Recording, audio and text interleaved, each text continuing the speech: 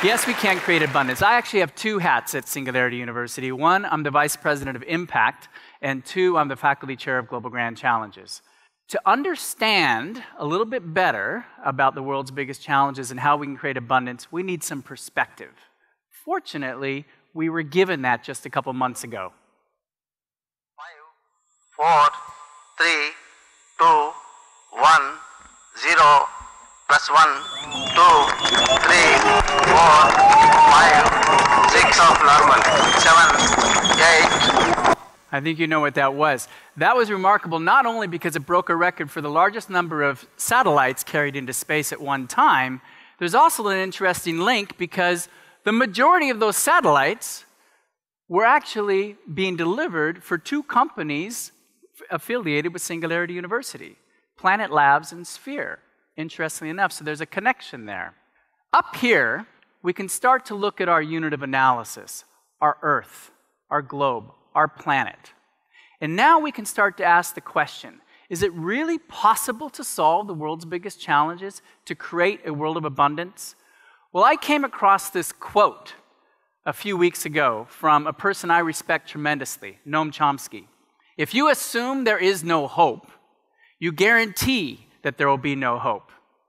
If you assume that there is an instinct for freedom, that there are opportunities to change things, then there is a possibility you can contribute to creating a better world.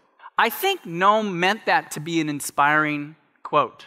But when I heard it, I actually got a bit disturbed. Something about that quote bothered me. And what bothered me is hope is not good enough. We need a rationale, an explanation that we can actually create a world of abundance, and we need to activate ourselves. That rationale is underpinned, in terms of Singularity University's worldview, by this chart.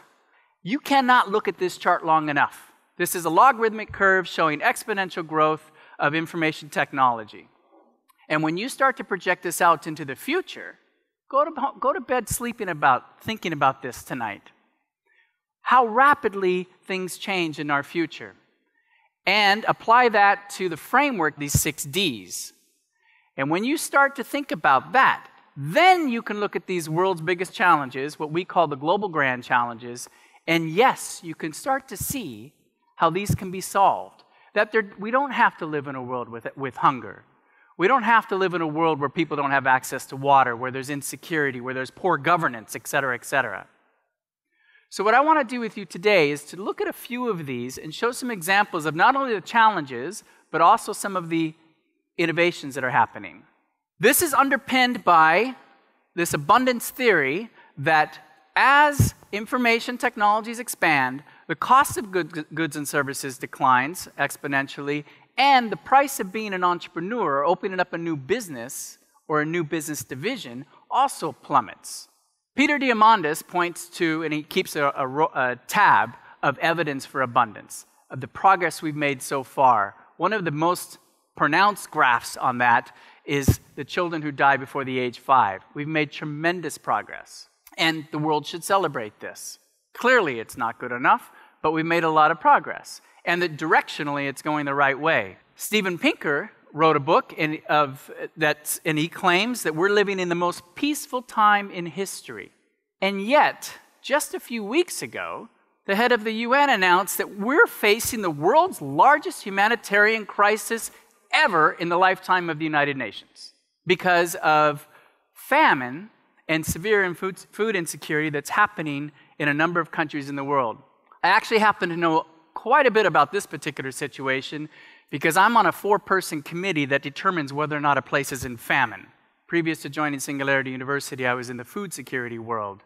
And we made the call that South Sudan is in famine right now. Yes, famines happen even today. So this is a bit of a conundrum. This is a paradox, what I think of as an abundance paradox. On one hand, there's been tremendous progress, and surely we can see going into the future that we can solve the world's biggest challenges. On the other hand, I don't think I need to tell you, there are incredible social problems right here, right now, that need to be solved. Some of these challenges are listed in a report that comes out from Oxford Martin, and none of these will surprise you. Current risks, exogenic risks, emerging risks, some of which are the very technologies we're going to be talking about during this summit, and global policy risks. Other groups identify global opportunities. This is a group we work with called UN Global Compact, and they come out with an annual report that identifies the emerging opportunities from a business perspective and from an impact perspective. This 2017 report listed these as the top opportunities for possible investment for businesses. At the top of that was smart water tech. I'm very delighted to announce that the 2018 Global Opportunities Report will be in partnership with Singularity University, so we'll be working with them to refine this list and update it for 2018. In order to solve these world's biggest challenges, this requires a different mindset, not just from entrepreneurs, but also corporations. Surely you're familiar with these concepts of corporate social responsibility, triple bottom line thinking, and the like. And I have a lot of respect for these frameworks, but quite frankly, these are old school. These are passé. If you're not being responsible as a corporate entity, then really you need to get out of the way. What we're talking about here is exponential opportunity, to see the world's biggest challenges as the world's biggest opportunities. A person that we work with who is actually the godfather of triple bottom line thinking, he is named John Elkington. He himself says triple bottom line thinking is old school now. In the future, we need to see the world's biggest challenges as the world's biggest opportunities. New business divisions for corporations, new opportunities for investment, new opportunities for entrepreneurship. Environment. We work with a group called the Stockholm Resilience Center that puts out a framework called Planetary Boundaries. They look at the boundaries, the natural boundaries of our planet, and the degree to which we're busting through some of them. And in fact, we're busting through some of these boundaries with regards to biodiversity. Since 1970, the World Wildlife Fund estimates that we've lost upwards to 50% of all species. This is easily within my lifetime. 50%. Climate change and the nitrogen cycle are all busting through our planetary boundaries. And in fact, we're also breaking records. 2016 was the hottest year on record again, following 2015 and 2014. Just yesterday, this headline came out. Greenland's coastal ice caps have melted past the point of no return. The crazy graph there on the right is the degree of all global sea ice extent over the years. Very interestingly, you see this red line here was 2016. If you look on the far left-hand side, you see a little line there for 2017, and it ain't looking good. It ain't looking good. We are living through this moment now of extreme climate change. And this will affect not only the planet, but your community, your neighborhood very much. Bangladesh, which I happen to have spent a bit of time in about 15 years ago, I know is a very low-lying area. This is a model that shows different scenarios for sea level rise. The middle scenario is well within the estimated sea level rise by the year 2100. And you can see that 15 million people are likely to be affected. On the coastal areas, I happen to have spent time far away from the coastal areas on the rivers where people live on what are called chars, these ephemeral islands, extremely vulnerable people who live on an island that will be washed away and then they have to move to another island. When those sea level rises, that will further inundate the sea level moving up into the rivers. So in fact, it's far more than 15 million. And Bangladesh, being a country of like 164 million people, this has huge concerns for your neighborhood. Fortunately, global CEOs are starting to take notice. PricewaterhouseCoopers did a survey last year, and now they've estimated that over half of global CEOs recognize climate change as a threat to their business. In terms of technology, sometimes there are new advances in technology like carbon recapture from smokestacks and the like, But in fact, we have a technology that works pretty darn well, called a tree. Trees work really well. One of the companies that's affiliated with Singularity University is called Biocarbon Engineering. They're applying exponential technology, specifically drones, with a sea pod embedded in it, and they can fly around to remote places and doom, doom, doom, shoot sea pods into the ground in remote places, and they plan to plant millions of trees to reforest our planet. Water. Water is a scarce resource. People are suffering now, and in the future it's projected to be even worse. So over 1 billion people on the planet right now do not have access to potable water. And I think you know here in India as well, there are scarce water resources. And yet, is water really scarce on our planet? The blue dot is all water, the small dot is fresh water. If you look at the distribution of water on our planet, in fact, we are accessing just a tiny, tiny percentage of all water on the planet, the surface fresh water. The majority of water is locked up in the oceans. Well, that's a technology question. This is a graph that shows the downward trend of the energy requirement to desalinate water, and we're making tremendous progress. Just this week, a paper was released from the UK that shows incredible progress in using graphene, specifically graphene oxide, that they can control the size of the membrane much more, and they can filter with greater precision impurities, whether they be salt impurities or other impurities. So we're getting closer and closer to having efficient means of purifying water.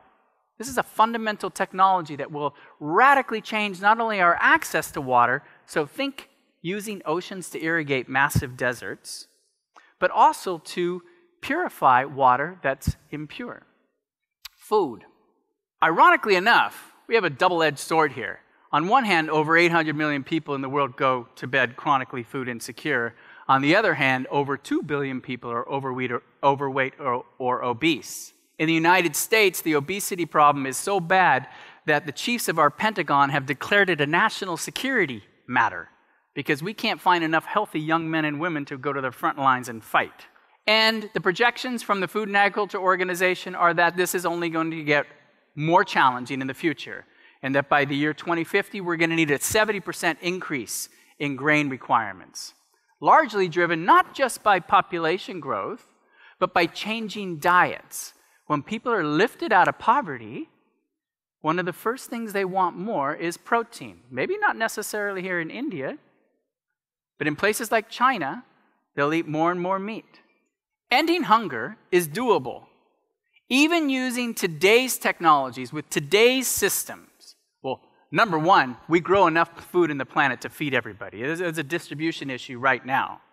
There's a group called the Copenhagen Consensus that pulls together dispassionate economists around the world. They look at the world's biggest challenges, they look at the cost-benefit analysis, and they come up with where should we invest our money as a planet to have the biggest impact. Ending hunger was number 2 on their list. Ending infectious diseases is number 1 on their list. And that's with today's technology, leave alone exponential technology. I'm going to do a little deep dive on one issue having to do with meat, beef in particular. This graph here shows the incredible difference of environmental impact of beef as compared to other meat products. 3 times as much greenhouse gases, 10 times as much water requirements, 3 times as much feed and grain requirements, and over 10 times as much land requirements. This is a massively inefficient system for feeding our planet. And whenever there's massive inefficiencies, it will be disrupted. And this is one of the disruptions that's coming.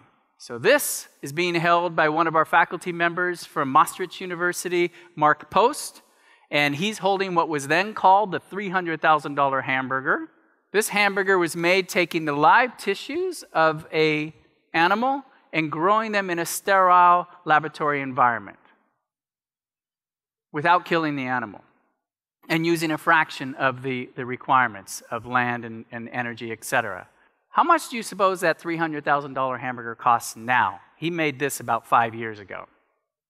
It's down around $10, following a downward exponential trend and going cheaper and cheaper, such that sometime in the future, I can't put a date on it, some people will go to the supermarket and they'll see different meat options. They'll see a meat option which slaughtered an animal, was environmentally destructive, and they'll see another meat option which wasn't, and was further cheaper. When I ask Americans, would you eat that meat? Because you know Americans eat a lot of meat. Most Americans will raise their hand and say no. They say yuck. And I find that interesting because I think of that as an example of how technology will push the envelope on culture. Well, here in India, this, I think, even poses more interesting questions. I won't even pretend to get into the nuances of this discussion, especially given what just happened a few days ago, right? But I can anticipate that this will push the envelope on the discussion from spiritual leaders and from cultural leaders and government leaders. I do not know where this goes. But this doesn't just pertain to cattle. This pertains actually to all animals. We don't need to slaughter animals to get our protein requirements. That is as archaic as slaughtering whales for energy. Learning. All kinds of education initiatives going on right now. MOOCs 1.0, massive open online learning. 1.0 actually were largely a failure. Even the godfather of MOOCs, Sebastian Thrun, declared that. And now really what they're looking into is not just passive learning with MOOCs, but more active and interactive and peer-to-peer learning with MOOCs. And perhaps one of the biggest breakthroughs, in fact, I would say the biggest breakthrough with regards to learning is this: access to the internet for all people everywhere on the planet. The power of a cell phone, the power of connecting to the world. This is Google Loon, and this is Facebook's drone, but these are not the only efforts out there. In fact, I think there was a story about Facebook trying to launch here in India, and there were some issues around that, which I won't get into, but I'd be happy to talk with you in the corridors. The point is, we can imagine a world, not imagine. In fact, this is a trajectory that we are on. In the next few years, billions of people are going to be coming online. Billions of people are going to be connected to our global economy. Billions of minds who are equally innovative and have just as much capacity for economic growth and ideas and creativity as any one of us here are going to be joining the global community. This is going to have awesome implications. Prosperity. The World Bank declared a couple years ago that the end of abject poverty is within our sights, and that is something to be celebrated. And after about 8 months of declaring that, they retracted it. And they realized their declaration was based on primarily the incredible progress that China had made through some policy changes of lifting people out of abject poverty. And yet, they retracted it because they realized there are still places throughout the world where there's structural and endemic poverty that can't be just changed with a singular policy. Poverty can't be solved without this being solved. In fact, none of our global grand challenges can be solved without this being solved. Corruption. Corruption is not something to be talked in the dark corridors.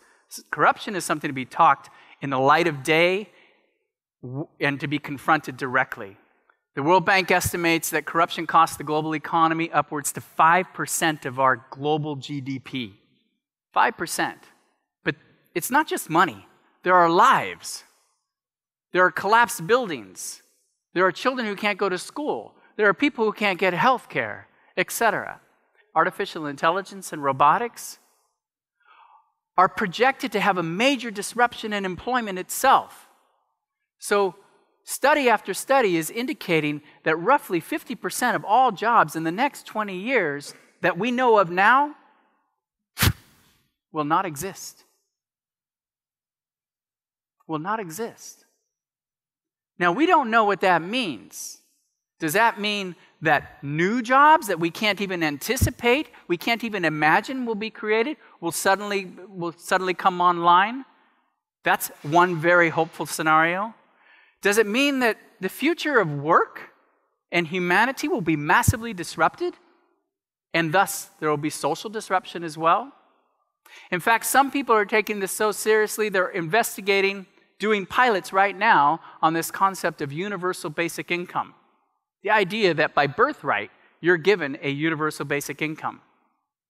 And there are trials going on from in developed world, in high-income countries and in low-income countries on this very same concept. And then there's this issue of fairness and inclusion. Technology, exponential technology, has the effect of amplifying differences that already exist. And we have major differences right now in income disparity and in opportunity disparity. I think we just have to look at this video of two monkeys who are not too dissimilar from us and what they think of the concept of fairness. Here are two monkeys that have been trained when they give the researcher a rock, they get a piece of cucumber back. Except for this time, one monkey gets a grape. So she gives a rock to us, that's the task. And we give her a piece of cucumber and she eats it. The other one needs to give a rock to us. And that's what she does. And she gets a grape. And she eats it. The other one sees that. She gives a rock to us now, gets again cucumber.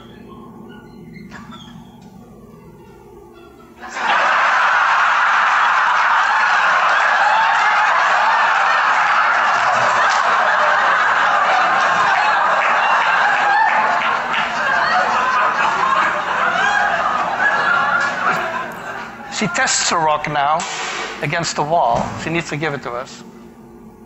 And she gets cucumber again.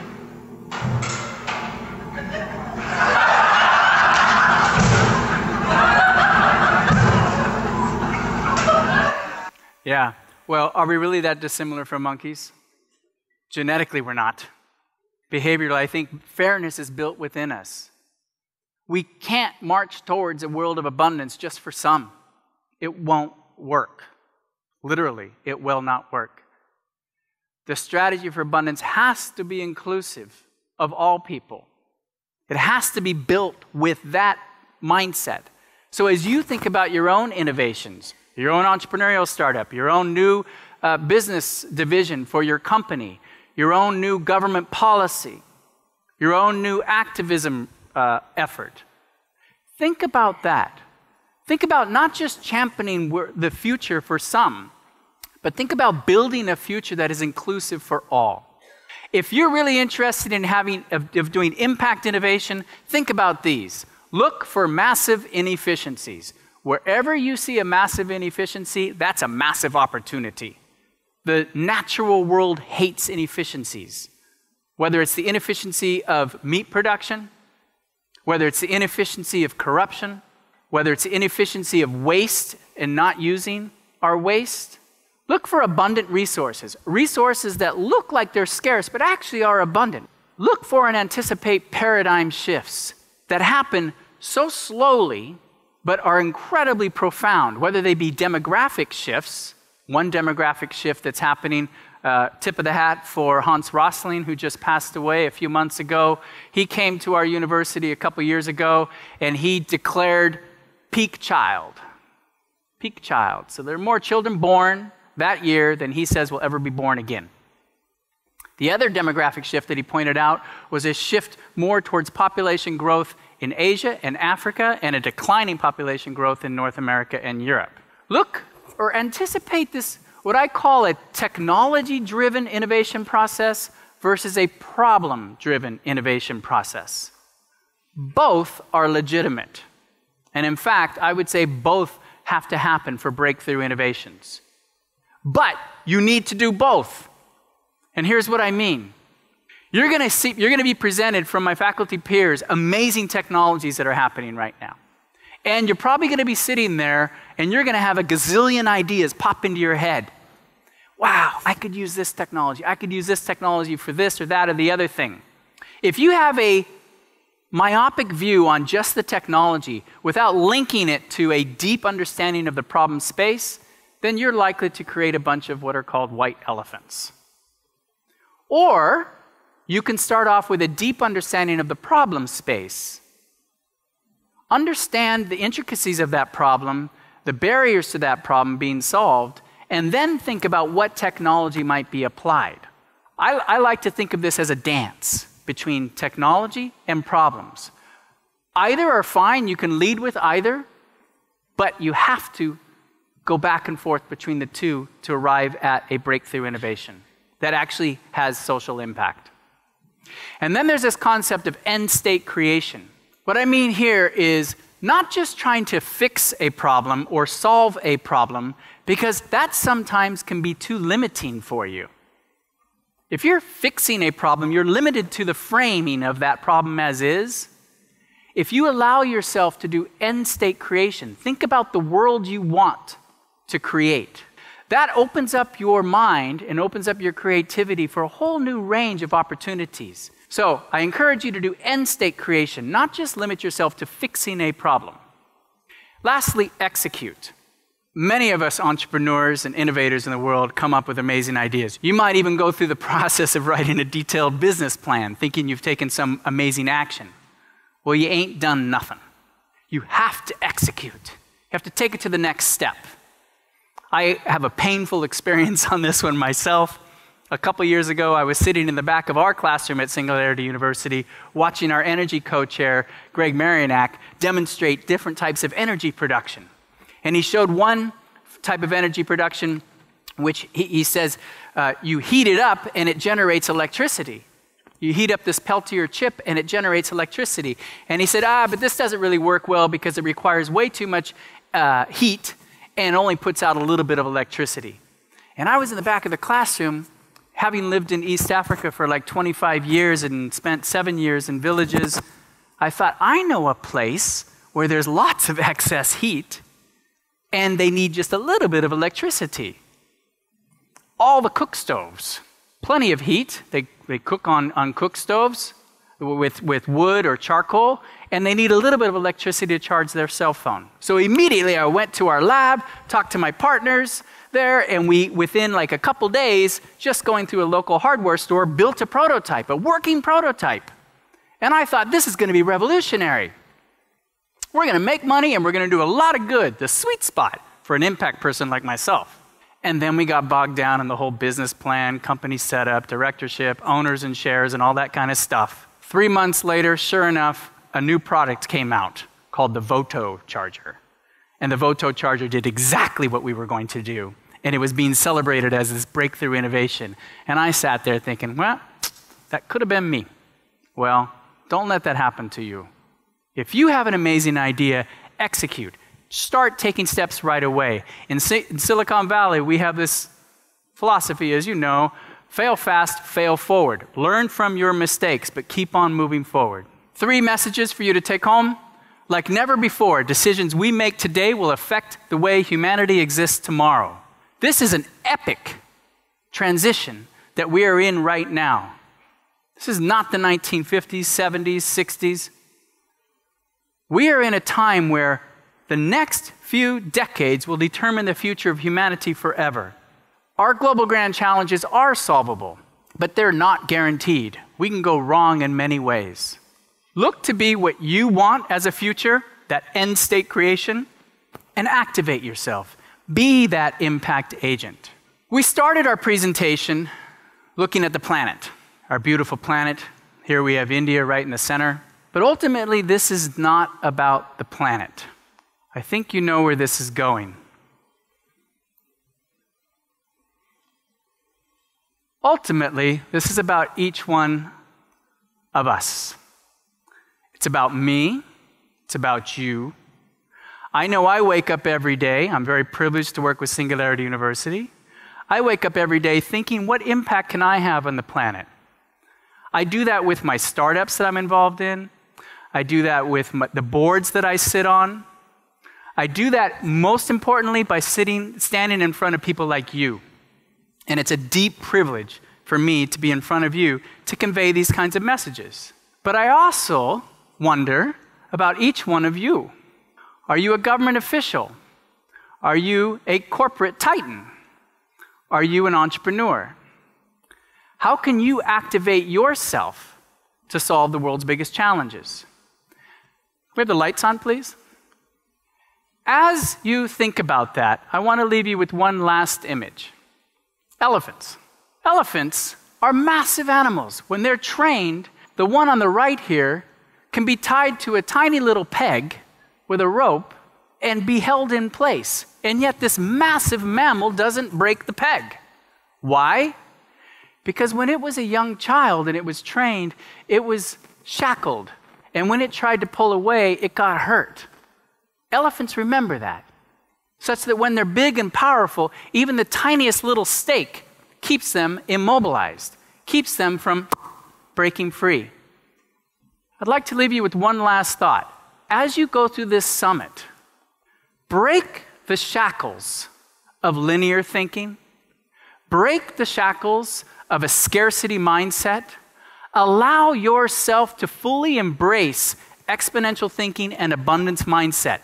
Not only is that the reality of the world we live in, that unleashes the power of innovation in each of you. Thank you.